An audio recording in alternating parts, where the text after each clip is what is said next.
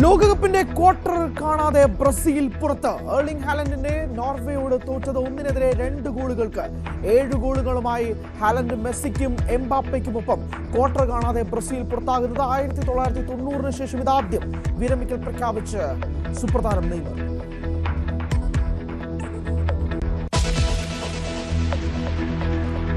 News 18 big breaking. ഇഷ്ടക്കാർക്ക് നിയമനം വിവാദത്തിൽ കൃഷിമന്ത്രി ടി സിദ്ദിഖും ശുപാർശ.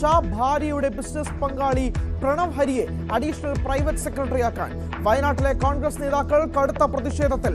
മുഖ്യമന്ത്രിക്ക് മുന്നിൽ പരാതി പ്രളയം.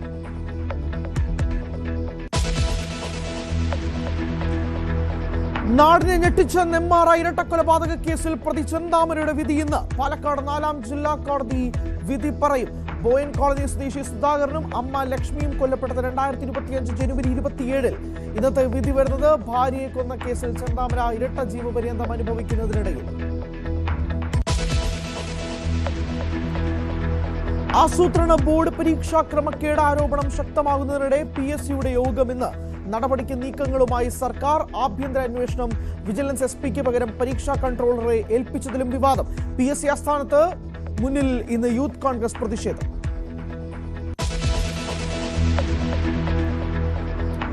ഉപനേതാവിനെ തീരുമാനിക്കാനാവാത്ത പ്രതിസന്ധിക്കിടെ LDF യോഗം ചേരാൻ തിരക്കിട്ട നീക്കം. സമാധാനത്തിൽ പോകുന്നതിനിടെ CPIയെ പ്രകോപിപ്പിച്ച് പിണറായി വിജയന്റെ പ്രസ്താവന. പരസ്യമായ അതൃപ്തി പ്രഖ്യാപിച്ച CPI നേതൃത്വം ഈ ആഴ്ച തന്നെ യോഗം ചേർന്നേക്കും.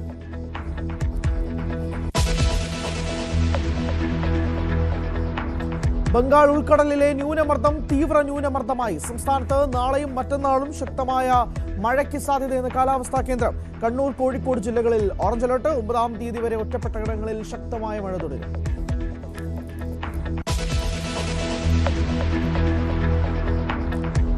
സംഭാവന തട്ടിപ്പ് വിവാദത്തിനിടെ ശ്രീരാമ ജന്മഭൂമി തീർത്ഥക്ഷേത്ര ട്രസ്റ്റ് യോഗം ഇന്ന്. ചെമ്പത്തറായുടെയും അനിൽ മിശ്രയുടെയും രാജിയടക്കം ചർച്ചയ്ക്ക്. ജുഡീഷ്യൽ കസ്റ്റഡിയിലുള്ള 4 പ്രതികളെ പോലീസ് ജയിലിൽ ചോദ്യം ചെയ്യും.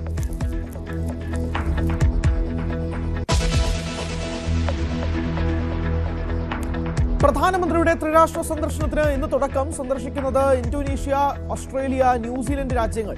ലക്ഷ്യം ആക്ട് ഈസ്റ്റ് നയത്തിലൂടെ പൗരസ്ത്യ രാജ്യങ്ങളുമായുള്ള ബന്ധം ശക്തമാക്കാൻ.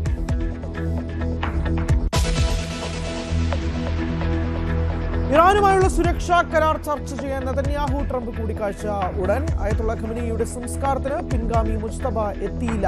മുജ്തബ മാറുന്നത് വകവരുത്തുമെന്ന ട്രംപിന്റെ ഭീഷണിയുടെ പശ്ചാത്തലത്തിൽ ഇറാനി നേതാക്കളെ ഇല്ലാതാക്കുമെന്ന ട്രംപിന്റെ പ്രസ്താവനയിൽ ശക്തമായ പ്രതിഷേധം. വിലാപയാത്ര ഇന്നു മുതൽ.